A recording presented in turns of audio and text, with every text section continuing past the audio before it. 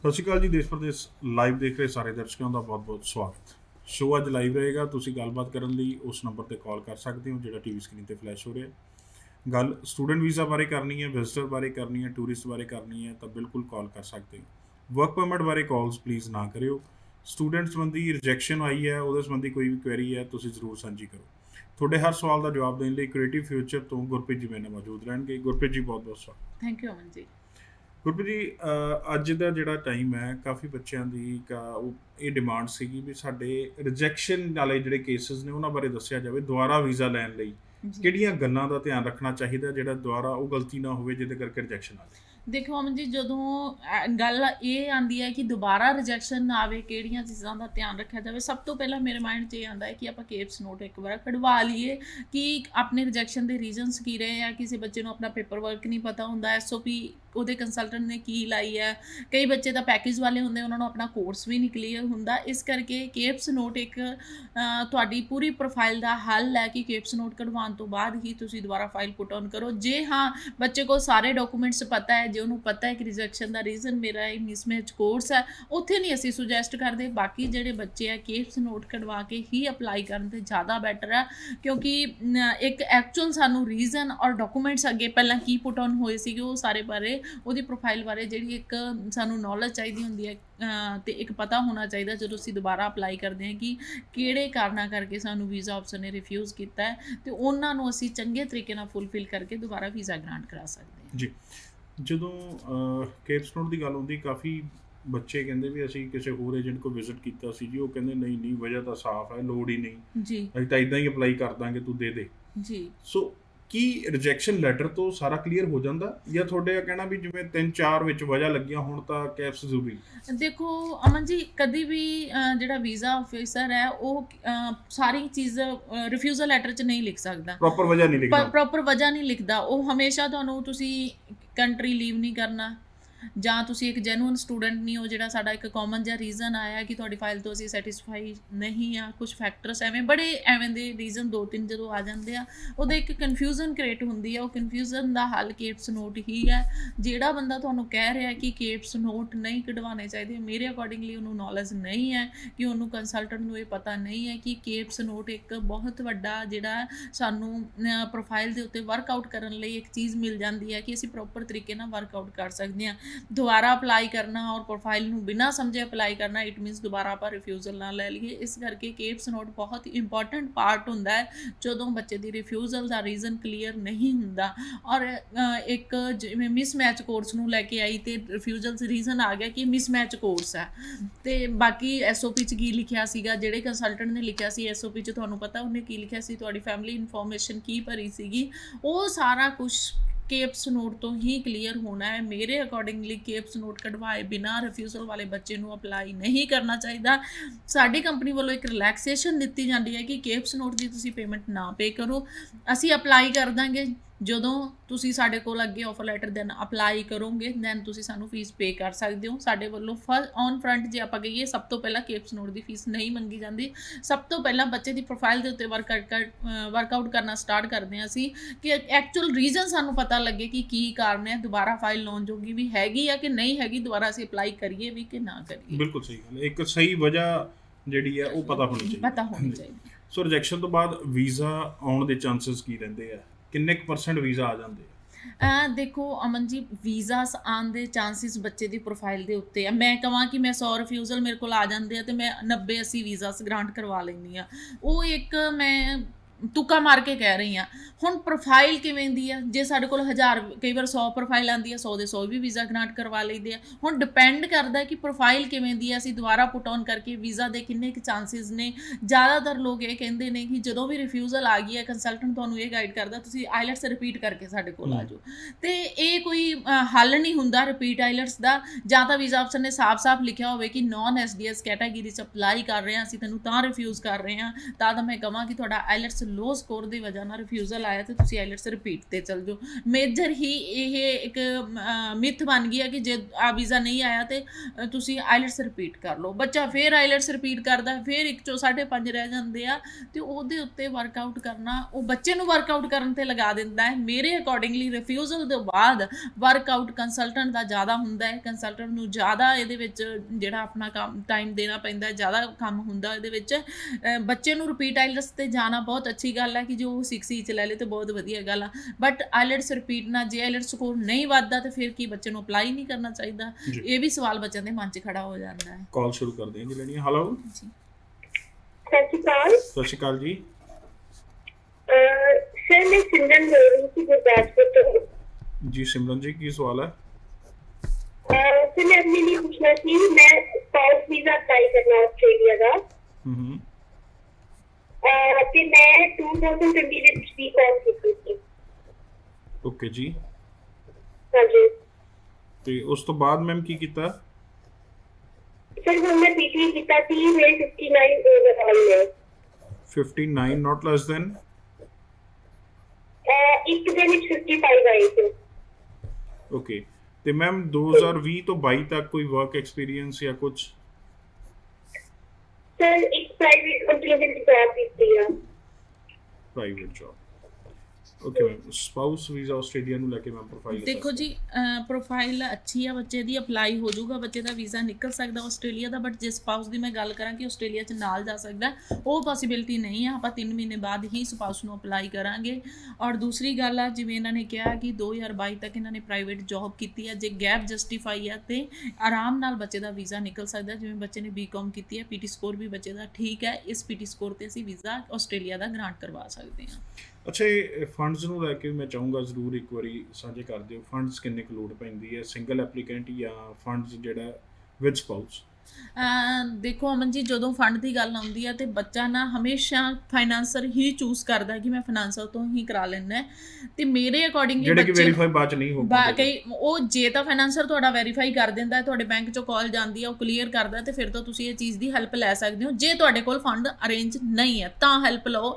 ਜੇ ਤੁਸੀਂ ਆਪਣੇ ਫੰਡ ਇੱਧਰ ਉੱਧਰੋਂ ਹੱਥ ਪੈਰ ਮਾਰ ਕੇ ਇਕੱਠੇ ਕਰ ਸਕਦੇ ਹੋ, ਚਾਹੇ ਤੁਹਾਡੇ ਕਿਸੇ ਵੀ ਫੈਮਿਲੀ ਮੈਂਬਰ ਦੇ ਅਕਾਊਂਟ ਦੇ ਵਿੱਚ ਹੋਣ ਜਿਹਦੇ ਨਾਲ ਤੁਹਾਡਾ ਨਾਨਾ ਨਾਨੀ ਬਿਲਕੁਲ ਬਲੱਡ ਰਿਲੇਸ਼ਨ ਹੋਣਾ ਚਾਹੀਦਾ ਹੈ, ਉਹਦੇ ਅਕਾਊਂਟ ਦੇ ਵਿੱਚ ਵੀ ਤੁਸੀਂ ਸ਼ੋਅ ਕਰ ਸਕਦੇ ਹੋ। ਔਰ ਅੱਜ ਕੱਲ੍ਹ ਜੇ ਮੈਂ ਆਸਟ੍ਰੇਲੀਆ ਦੀ ਗੱਲ ਕਰਾਂ ਤੇ ਫੰਡ ਨੂੰ ਲੈ ਕੇ ਕਾਫੀ ਸਟ੍ਰਿਕਟ ਨੇ ਅੰਬੈਸੀ, ਕਿਉਂਕਿ ਹਮੇਸ਼ਾ ਆਸਟ੍ਰੇਲੀਆ ਨੇ ਕਦੀ ਵੀ ਫੰਡ ਨੂੰ ਲੈ ਕੇ ਕਦੀ ਵੀ ਕੰਪਰੋਮਾਈਜ਼ ਨਹੀਂ ਕੀਤਾ। ਜੀਟੀ ਵੀ ਤੁਹਾਡਾ ਤਾਂ ਨਿਕਲਦਾ ਹੈ ਜੇ ਤੁਸੀਂ ਫੰਡ ਦੇ ਵਿੱਚ ਪ੍ਰੋਪਰ ਤੁਹਾਡੀ ਵੈਰੀਫਿਕੇਸ਼ਨ ਹੁੰਦੀ ਹੈ। ਜੀਟੀ ਕ੍ਰਾਈਟੇਰੀਆ 'ਚ ਕਈ ਬੱਚੇ ਫਸ ਜਾਂਦੇ ਆ, ਜਦੋਂ ਕੋਈ ਐਫਡੀ ਕ੍ਰੀਏਟ ਕਰਕੇ ਲਿਆ ਰਿਹਾ ਹੈ, ਕੋਈ ਕਿਸੇ ਨੂੰ ਕੋਈ ਕੰਸਲਟੈਂਟ ਗਾਈਡ ਕਰ ਰਿਹਾ, ਤੈਨੂੰ ਫੰਡ ਦੀ ਲੋੜ ਨਹੀਂ, ਕੋਈ ਪੈਕੇਜ ਬਣਾ ਕੇ ਦੇ ਰਿਹਾ ਵਿਦ ਫੰਡ, ਤੇ ਉਹਦੇ ਵਿੱਚ ਤੁਸੀਂ ਇੱਕ ਵਾਰ ਚੀਜ਼ਾਂ ਵੈਰੀਫਾਈ ਜ਼ਰੂਰ ਕਰਿਆ ਕਰੋ ਕਿ ਜੇ ਸਾਡੇ ਪੈਕੇਜ ਬਣਾ ਕੇ ਦੇ ਰਿਹਾ ਤੇ ਕੰਸਲਟੈਂਟ ਸਾਡੇ ਨਾਲ ਕੁਝ ਗਲਤ ਤਾਂ ਨਹੀਂ ਕਰ ਰਿਹਾ।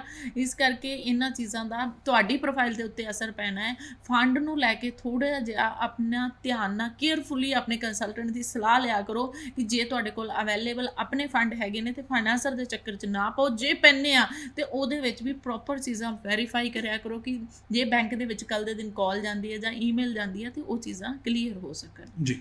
ਸੋ ਫੰਡਸ ਹੋਰ ਵੀ ਤਰੀਕੇ ਹੁੰਦੇ, ਜੋ ਮੈਮ ਨੇ ਕਿਹਾ ਆਪਣੇ ਰਿਲੇਟਿਵਸ ਤੋਂ ਲੈ ਲਓ, ਪ੍ਰਾਪਰਟੀ ਲੋਨ ਲੈ ਲਓ, ਬਜਾਏ ਕਿ ਫਾਈਨਾਂਸਰ ਕੋਲ ਬਿਨਾਂ ਜੈਨੂਇਨ ਫੰਡ ਕਰਨ ਦੇ ਉਹ ਨਾ ਕਰੋ। ਜੇ ਜੈਨੂਇਨਲੀ ਕਿਸੇ ਤੋਂ ਲੋਨ ਲੈਣਾ ਚਾਹੁੰਦੇ ਹੋ, ਸ਼ੋਅ ਕਰੋ ਅਤੇ ਉਹਦੇ ਡਾਕੂਮੈਂਟਸ ਪ੍ਰੋਪਰਲੀ ਨਾਲ ਲਓ। ਸੋ ਕਾਲਸ ਜਿਹੜੀਆਂ ਤੁਸੀਂ ਕਰ ਸਕਦੇ ਹੋ ਸਟੂਡੈਂਟ ਵੀਜ਼ਾ ਸੰਬੰਧੀ, ਟੂਰਿਸਟ ਵੀਜ਼ਾ ਸੰਬੰਧੀ, ਵਿਜ਼ਟਰ ਵੀਜ਼ਾ ਸੰਬੰਧੀ। ਕੋਈ ਵੀ ਸਵਾਲ ਹੈ ਤੁਸੀਂ ਸਾਡੇ ਨਾਲ ਸਾਂਝਾ ਕਰ ਸਕਦੇ ਹੋ। ਹੈਲੋ, ਸਤਿ ਸ਼੍ਰੀ ਅਕਾਲ ਜੀ। ਸਤਿ ਸ਼੍ਰੀ ਅਕਾਲ ਸਰ ਜੀ ਮੈਂ ਖੁਸ਼ਪ੍ਰੀਤ ਗੱਲ ਕਰ ਰਹੀ ਹਾਂ ਹੁਸ਼ਿਆਰਪੁਰ ਤੋਂ। ਜੀ ਖੁਸ਼ਪ੍ਰੀਤ ਜੀ। ਸਰ, ਮੈਂ ਨਾ ਕੈਨੇਡਾ ਵੀ ਕਰਨਾ ਸੀ ਤੇ ਮੈਂ ਇੱਕ ਚੀਜ਼ ਪੁੱਛਣੀ ਸੀ। ਮੇਰੇ ਨਾ ਆਇਲਸ ਵਿੱਚੋਂ 6 ਈਚ ਹੈਗੇ ਆ, ਪਰ ਮੇਰੀ ਜਿਹੜੀ 12th ਹੈ ਨਾ ਉਹਦੇ ਵਿੱਚ 57% ਹੈ, ਤੇ ਕੈਨੇਡਾ ਵੀ ਹੋ ਜਾਏਗਾ? ਇਹਦਾ ਪੋਸੀਬਲ ਹੈ? 12th ਕਿਹੜੇ ਸਬਜੈਕਟ ਨਾਲ, ਕਿਹੜੀ ਸਟਰੀਮ 'ਚ ਤੇ ਕਿਹੜੇ ਈਅਰ 'ਚ ਕੀਤੀ ਮੈਮ? ਸਰ, ਆਰਟਸ 'ਚ ਕੀਤੀ ਸੀ, 2021 'ਚ ਪਾਸ ਆਊਟ ਹੋਈ ਹਾਂ। 21 ਓਕੇ ਮੈਮ। ਤੁਸੀਂ ਅਪਲਾਈ ਤਾਂ ਨਹੀਂ ਕੀਤਾ ਉਸ ਤੋਂ ਬਾਅਦ ਕੈਨੇਡਾ ਕਦੀ? ਨਹੀਂ ਸਰ।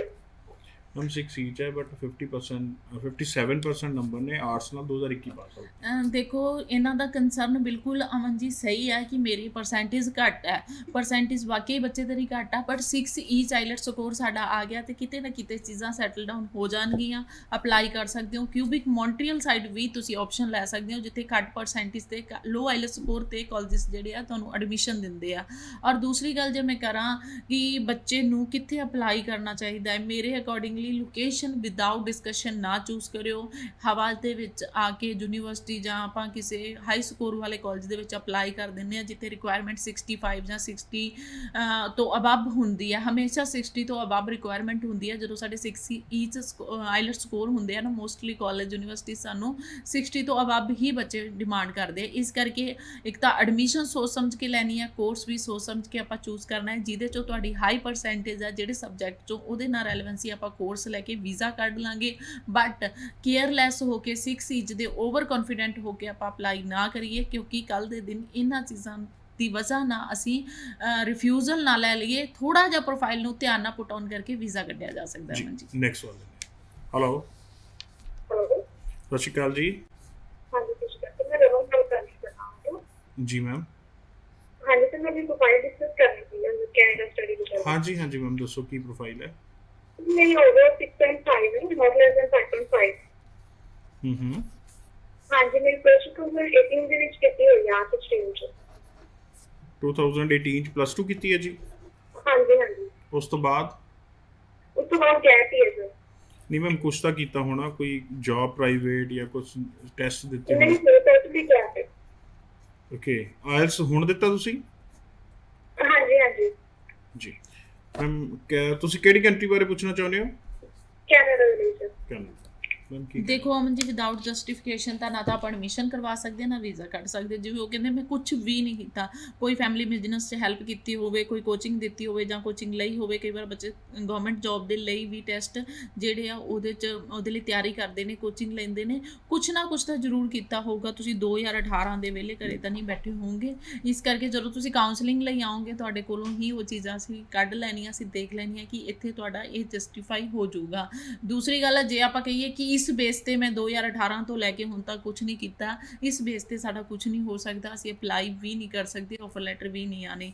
ਜਿਹੜਾ 1 ਚੋਂ 5.5 ਆ ਉਹਦੇ ਲਈ ਆਪਣੇ ਕੋਲ ਕੱਲ ਵੀ ਮੈਂ ਸ਼ੋਅ ਦੇ ਵਿੱਚ ਪਰਸੋਂ ਬੈਠੀ ਸੀ ਤੁਹਾਡੇ ਕੋਲ, ਉੱਥੇ ਵੀ ਮੈਂ ਕਲੀਅਰ ਕੀਤਾ ਸੀ। ਵੈਨਕੂਵਰ ਵਰਗੇ ਸਾਡੇ ਕੋਲ ਕਾਲਜ, ਵੈਨਕੂਵਰ ਦੇ ਵਿੱਚ ਕਾਲਜ ਹੈਗਾ ਜਿਹਦੀ $15,000 2 ਸਾਲ ਦੀ ਫੀਸ ਹੈ। 1 ਚੋਂ 5.5 ਐਡਮਿਸ਼ਨ ਦੇਣ ਲਈ ਉਹ ਕਾਲਜ ਤਿਆਰ ਆ। ਤੁਹਾਨੂੰ ਯੂਨੀਵਰਸਿਟੀਜ਼ ਵੀ ਹੈਗੀਆਂ ਜਿੱਥੇ ਘੱਟ ਜਿਹੜੀ ਫੀਸ ਦੇ ਉੱਤੇ ਸਾਡੇ ਕੋਲ ਅਵੇਲੇਬਲ ਨੇ। ਤੁਸੀਂ ਐਡਮਿਸ਼ਨ ਲੈਣੀ ਆ ਲੈ ਸਕਦੇ ਹੋ, ਬਟ ਵਿਦਆਊਟ ਗੈਪ ਜਸਟੀਫਿਕੇਸ਼ਨ ਅਸੀਂ ਕੁਝ ਨਹੀਂ ਕਰ ਸਕਦੇ। ਜਸਟੀਫਿਕੇਸ਼ਨ ਤੁਹਾਨੂੰ ਦੇਣੀ ਪਊਗੀ ਜੀ। ਸੋ ਵਿਦ ਜਸਟੀਫਿਕੇਸ਼ਨ ਜੇ ਤੁਸੀਂ ਅਪਲਾਈ ਕਰਨਾ ਚਾਹੁੰਦੇ ਹੋ ਤਾਂ ਬਿਲਕੁਲ ਕਰ ਸਕਦੇ ਹੋ ਜੀ। ਬਟ 4 ਸਾਲ ਦਾ ਗੈਪ ਉਹ ਕਿਤੇ ਨਾ ਕਿਤੇ ਜਸਟੀਫਾਈ ਨਹੀਂ ਹੈਗਾ ਵੀ ਕੁਝ ਵੀ ਨਹੀਂ ਕੀਤਾ। ਜੋ ਵੀ ਕੀਤਾ ਜੇ ਸੱਚ ਬੋਲ ਕੇ ਐਮਬੈਸੀ ਨੂੰ ਦੱਸਿਆ ਜਾਵੇ ਤਾਂ ਵੀਜ਼ਾ ਚਾਂਸਸ ਵੱਧ ਸਕਦੇ ਆ। ਸੋ ਕੋਈ ਵੀ ਡਿਪਲੋਮਾ ਡਿਗਰੀ ਨਾ ਬਣਾ ਕੇ ਇੱਕ ਸੱਚਾਈ ਜਿਹੜੀ ਦੱਸੀ ਜਾਣੀ ਉਹ ਜ਼ਰੂਰੀ ਹੁੰਦੀ ਹੈ। ਮੈਮ ਕਈ ਵਾਰੀ ਹੁੰਦਾ ਸਲਾਹ ਕਈ ਦੇਣ ਵਾਲੇ ਹੁੰਦੇ ਡਿਪਲੋਮਾ ਬਣਾ ਲਓ, ਡਿਗਰੀ ਬਣਾ ਲਓ, ਉਸ ਸਥਿਤੀ 'ਚ ਕੀ ਕਹਿਣਾ? ਦੇਖੋ ਅਮਨ ਜੀ ਇਹੋ ਜਿਹੇ ਬੱਚੇ ਸਾਡੇ ਕੋਲ ਕਾਫੀ ਆਉਂਦੇ ਨੇ। ਮੈਂ ਪਹਿਲਾਂ ਵੀ ਡਿਸਕਸ ਕਰ ਚੁੱਕੀ ਹਾਂ ਚੀਜ਼ਾਂ ਕਿ ਡਿਗਰੀ ਬਣਾ ਲਓ। ਜਿਵੇਂ 2018 ਤੋਂ ਲੈ ਕੇ ਬੱਚਾ ਖਾਲੀ ਵਿਹਲਾ ਹੈ, 19 20 21 ਡਿਗਰੀ ਬਣਾਓ, ਮਾਸਟਰ ਲਈ ਜਾਓ। ਇਹ ਚੀਜ਼ਾਂ ਗਾਈਡ ਕੀਤੀਆਂ ਜਾਂਦੀਆਂ, ਬਿਲਕੁਲ ਰੋਂਗ ਚੀਜ਼ ਹੈ। ਕਦੀ ਵੀ ਬਣਾਈ ਹੋਈ ਚੀਜ਼ ਜੈਨੂਅਨ ਨਹੀਂ ਹੋ ਸਕਦੀ। ਜੇ ਤੁਸੀਂ ਜੈਨੂਅਨ ਗ੍ਰੈਜੂਏਸ਼ਨ ਕੀਤੀ ਆ ਜਾਂ ਕਿਤੇ ਡ੍ਰੌਪ ਕਰ ਦਿੱਤਾ ਸੈਕੰਡ ਈਅਰ ਤੋਂ ਬਾਅਦ ਅੱਗੇ ਤੁਸੀਂ ਅਪੀਅਰ ਨਹੀਂ ਹੋਏ ਤੇ ਉਹ ਸੱਚਾਈ ਦੱਸ ਕੇ ਵੀਜ਼ਾ ਅਫਸਰ ਨੂੰ ਆਪਾਂ ਵੀਜ਼ਾ ਲੈ ਸਕਦੇ ਹਾਂ। ਬਣਾਈਆਂ ਹੋਈਆਂ ਚੀਜ਼ਾਂ ਤੇ ਮੈਨੂਪੂਲੇਸ਼ਨ ਦੇ ਉੱਤੇ ਕਦੀ ਵੀ ਵੀਜ਼ਾ ਅਫਸਰ, ਝੂਠ ਦੇ ਉੱਤੇ ਤੁਹਾਨੂੰ ਵੀਜ਼ਾ ਨਹੀਂ ਮਿਲੇਗਾ। ਸੱਚ ਦੇ ਉੱਤੇ ਵੀਜ਼ਾ ਮਿਲਣ ਦੇ 99% ਚਾਂਸ ਨੇ। ਤੇ ਜੇ ਤੁਸੀਂ ਝੂਠ ਤੇ ਵੀਜ਼ਾ ਅਪਲਾਈ ਕਰਕੇ ਮੈਨੂਪੂਲੇਸ਼ਨ ਦੇ ਉੱਤੇ ਅਪਲਾਈ ਕਰਕੇ ਜੇ ਕੋਈ ਵੀਜ਼ਾ ਲੈ ਲਾਂਗੇ ਤੇ 5 ਸਾਲ ਦਾ ਬੈਨ ਸੋਚ ਕੇ ਚੱਲੀਏ ਅਸੀਂ ਪੱਕਾ ਹੈ। ਇਹਨਾਂ ਚੀਜ਼ਾਂ ਨੂੰ ਆਪਣੇ ਮਾਈਂਡ ਦੇ ਵਿੱਚ ਰੱਖਿਆ ਕਰੋ ਕਿਉਂਕਿ ਬਣਾਈ ਹੋਈ ਚੀਜ਼, ਮੈਨੂਪੂਲੇਟ ਕੀਤੀ ਹੋਈ ਚੀਜ਼ ਉਹ ਮੈਨੂਪੂਲੇਸ਼ਨ ਹੀ ਹੁੰਦੀ ਆ। ਉਹਨੂੰ ਅਸੀਂ ਜਸਟੀਫਾਈ ਕੱਲ੍ਹ ਦੇ ਦਿਨ ਨਹੀਂ ਕਰ ਸਕਦੇ। ਵੀਜ਼ਾ ਅਫਸਰ ਸਾਡੇ ਤੋਂ ਕੋਈ ਡਾਕੂਮੈਂਟ ਮੰਗਦਾ ਤੇ ਅਸੀਂ ਨਹੀਂ ਦੇ ਸਕਦੇ। ਇਸ ਕਰਕੇ ਮੈਨੂਪੂਲੇਸ਼ਨ 'ਚ ਨਹੀਂ ਬਹਿਣਾ। ਜੋ ਸੱਚਾਈ ਹੈ ਵੀਜ਼ਾ ਅਫਸਰ ਨੂੰ ਦੱਸੋ। ਜੇ ਉਹ ਵੀਜ਼ਾ ਨਹੀਂ ਵੀ ਦੇਗਾ ਸਾਨੂੰ 5 ਸਾਲ ਲਈ ਬੈਨ ਨਹੀਂ ਕਰੇਗਾ। ਅਸੀਂ ਦੁਬਾਰਾ ਜਸਟੀਫਿਕੇਸ਼ਨ ਦੇ ਕੇ ਦੁਬਾਰਾ ਅਪਲਾਈ ਕਰ ਸਕਦੇ ਹਾਂ, ਬਟ ਇਹ ਨਾ ਹੋਵੇ ਕਿ ਆਪਾਂ ਦੁਬਾਰਾ ਅਪਲਾਈ ਕਰਨ ਜੋਗੇ ਹੀ ਨਾ ਰਹੀਏ। ਜੀ ਬਿਲਕੁਲ। ਕੋਈ ਵੀ ਜਿਹੜੀ ਬਣਾ ਕੇ ਚੀਜ਼ ਜਿਹੜੀ ਉਹ ਨਹੀਂ ਲਾਉਣੀ ਚਾਹੀਦੀ ਦੀ। ਸੱਚਾਈ ਤੇ ਵੀਜ਼ਾ ਜਿਹੜਾ ਉਹ ਮਿਲਦਾ। ਅੱਛਾ ਮੈਮ ਅੱਜ ਦੀ ਸਥਿਤੀ ਦੇ ਹਿਸਾਬ ਨਾਲ ਜੀ 1 ਚੋਂ 5.5 ਨੇ ਚਾਂਸਸ ਆਫ ਵੀਜ਼ਾ ਕੀ? ਦੇਖੋ ਅਮਨ ਜੀ, ਬ੍ਰਾਈਟ ਚਾਂਸਿਸ ਨੇ 1 ਚੋਂ 5.5 ਤੇ ਆਪਾਂ ਵੀਜ਼ਾ ਕੱਢ ਹਮ। ਸਕਦੇ ਹਾਂ। ਔਰ ਬਾਰ-ਬਾਰ ਜੇ ਆਪਾਂ ਆਈਲੈਟਸ ਰਿਪੀਟ ਤੇ ਜਾਂਦੇ ਹਾਂ, ਨੈਗੇਟਿਵ ਵਾਲਾ ਪ੍ਰੋਫਾਈਲ ਤੁਰੇਗਾ। ਔਰ ਐਸਡੀਐਸ ਕਾਲਜ ਜਿਹੜੇ ਵਰਕ ਪਰਮਿਟ ਵਾਲੇ ਕਾਲਜ ਆ, 1 ਚੋਂ 5.5, ਕੁਝ ਕਾਲਜਸ ਹੈਗੇ ਜਿਹੜੇ ਐਡਮਿਸ਼ਨ ਦੇਣ ਨੂੰ ਵੀ 1 ਚੋਂ 5.5 ਤੇ ਤਿਆਰ ਨੇ। ਤੁਸੀਂ ਅਪਲਾਈ ਕਰਕੇ ਐਡਮਿਸ਼ਨ ਲੈ ਸਕਦੇ ਹੋ। ਜੇ 2 ਸਾਲ ਦਾ ਵਰਕ ਪਰਮਿਟ 1 ਤੋਂ 5.5 ਤੇ ਤੁਹਾਨੂੰ ਕਾਲਜ ਮਿਲ ਰਿਹਾ ਹੈ ਪੋਸਟ ਸਟੱਡੀ ਵਰਕ ਪਰਮਿਟ ਵਾਲਾ, ਮੇਰੇ ਅਕੋਰਡਿੰਗਲੀ ਅਪਲਾਈ ਕਰ ਲੈਣਾ ਚਾਹੀਦਾ ਹੈ। ਬ੍ਰਾਈਟ ਚਾਂਸਿਸ ਨੇ। 1 ਚੋਂ 5.5 ਵਾਲੇ ਬੱਚਿਆਂ ਦੇ ਵੀਜ਼ਾਸ ਵੀ ਨਿਕਲ ਰਹੇ ਨੇ, ਜਿਹੜੇ ਤੁਸੀਂ ਸਾਡੀ ਕੰਪਨੀ ਦੇ ਵਿੱਚ ਆ ਕੇ ਦੇਖ ਵੀ ਸਕਦੇ ਹੋ। ਔਰ ਦੂਸਰੀ ਗੱਲ ਆ, ਪ੍ਰੋਫਾਈਲ ਇਕੱਲੇ ਆਈਲੈਟਸ ਦੇ ਉੱਪਰ ਡਿਪੈਂਡ ਨਹੀਂ ਹੁੰਦੀ। ਇਕੱਲੇ ਮੈਂ ਆਈਲੈਟਸ ਦੀ ਗੱਲ ਕਰੀ ਜਾਵਾਂ ਇੱਥੇ ਤੇ ਬਾਕੀ ਚੀਜ਼ਾਂ ਮੈਂ ਦੇਖਾਂ ਹੀ ਨਾ। ਤੁਹਾਡੇ ਫੰਡ ਦੇ ਡਾਕੂਮੈਂਟਸ ਹੋ ਗਏ, ਤੁਹਾਡੇ ਹੋਰ ਅਦਰ ਜਿਹੜੇ ਤੁਹਾਡੇ ਫਾਈਨੈਂਸ਼ੀਅਲ ITR ਹੋ ਗਈਆਂ, ਜੇ ਫਾਰਮ ਹੋ ਗਏ, ਤੁਹਾਡੀ SOP ਦੇ ਉੱਤੇ ਵਰਕਆਊਟ ਨਾ ਕਰਾਂ ਤੇ ਇਕੱਲੇ ਆਈਲੈਟਸ ਸਕੋਰ ਦੇ ਉੱਤੇ ਵੀਜ਼ਾ ਨਹੀਂ ਲਿਆ ਜਾ ਸਕਦਾ। ਇਹ ਗੱਲ ਤੁਹਾਨੂੰ ਵੀ ਆਪਣੇ ਮਾਈਂਡ ਦੇ ਵਿੱਚ ਰੱਖਣੀ ਪਊਗੀ। ਅੱਜ ਕੱਲ੍ਹ ਕੱਲਾ ਬੋਲਬਾਲਾ ਸਿਰਫ ਹਰ ਬੰਦਾ ਇਹੀ ਗੱਲ ਕਰ ਰਿਹਾ, ਸਕੋਰ ਕਿੰਨਾ ਹੈ। ਕੋਈ ਵੀ ਤੁਹਾਡੇ ਪ੍ਰੋਫਾਈਲ ਬਾਰੇ ਨਹੀਂ ਪੁੱਛਿਆ ਜਾਂਦਾ ਸਕੋਰ ਕਿੰਨਾ ਹੈ, ਸਕੋਰ ਕਿੰਨਾ ਹੈ, ਸਕੋਰ ਕਿੰਨਾ ਹੈ। ਸਕੋਰ ਦੇ ਉੱਤੇ ਸਾਰੀ ਪ੍ਰੋਫਾਈਲ ਨਹੀਂ ਟਿਕੀ ਹੋਈ। ਜੇ ਅਸੀਂ ਬਾਕੀ ਡਾਕੂਮੈਂਟਸ ਤੇ ਬਾਕੀ ਚੀਜ਼ਾਂ ਦੇ ਉੱਤੇ ਧਿਆਨ ਨਹੀਂ ਦੇਵਾਂਗੇ ਤੇ ਅਸੀਂ ਵੀਜ਼ਾ ਗ੍ਰਾਂਟ ਨਹੀਂ ਕਰਾ ਸਕਦੇ ਜੀ। ਸੋ ਮੈਂ ਥੋੜਾ ਜਿਹਾ ਉਹਦਾ ਬਾਰੇ ਪੁੱਛ ਲੈਣਾ ਚਾਹੁੰਦਾ, ਜਿਹੜੇ UK ਬਾਰੇ ਕੁਐਰੀ ਚਾਹੁੰਦੇ ਨੇ, ਜੀ। ਜਿਹੜੇ ਸਪਾਊਸ ਨਾਲ ਲੈ ਕੇ ਜਾਣਾ ਚਾਹੁੰਦੇ ਨੇ, ਕਿਹੜੀ ਪ੍ਰੋਫਾਈਲ ਪੋਜ਼ਿਟਿਵ ਨੇ UK ਲਈ? ਦੇਖੋ ਅਮਨ ਜੀ, ਜੇ ਪ੍ਰੋਫਾਈਲ ਦੀ ਮੈਂ ਗੱਲ ਕਰਾਂ ਤੇ 60% ਨੰਬਰ ਵਾਲੇ ਬੱਚੇ ਜਿਹੜੇ ਉਹ ਪੋਜ਼ਿਟਿਵ ਪ੍ਰੋਫਾਈਲ ਦੇ ਵਿੱਚ ਅਸੀਂ ਕਾਊਂਟ ਕਰਦੇ ਹਾਂ, ਜਿਹੜੇ ਵਿਦ ਸਪਾਊਸ ਜਾ ਸਕਦੇ ਨੇ।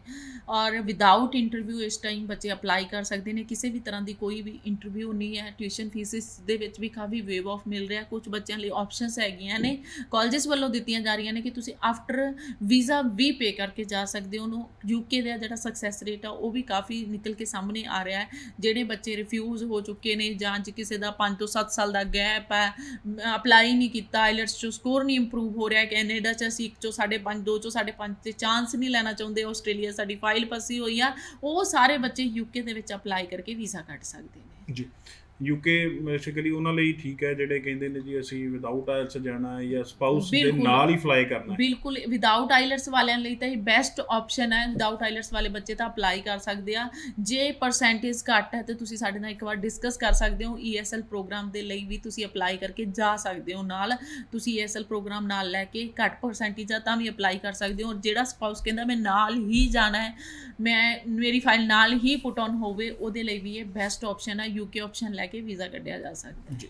ਸੋ ਕੋਈ ਵੀ ਮਨ ਦੇ ਵਿੱਚ ਸਵਾਲ ਆਉਂਦਾ ਜੀ, ਤੁਸੀਂ ਕਾਲ ਕਰਕੇ ਵੀਜ਼ਾ ਦਾ ਕਰ ਸਕਦੇ ਹੋ। ਤੇ ਜਿਹੜੀਆਂ ਕਾਲਸ ਮਿਸ ਹੋਈਆਂ ਨੇ ਸਾਡੀ ਡਿਸਕਸ਼ਨ ਦੇ ਦੌਰਾਨ, ਇਹ ਨਹੀਂ ਹੈ ਵੀ ਉਹਨਾਂ ਨੂੰ ਜਵਾਬ ਨਹੀਂ ਮਿਲੇਗਾ। ਦੁਬਾਰਾ ਕਾਲ ਕਰਕੇ ਇਹਨਾਂ ਦੀ ਟੀਮ ਤੁਹਾਡੇ ਨਾਲ ਜ਼ਰੂਰ ਰਾਬਤਾ ਕਾਇਮ ਕਰੇਗੀ।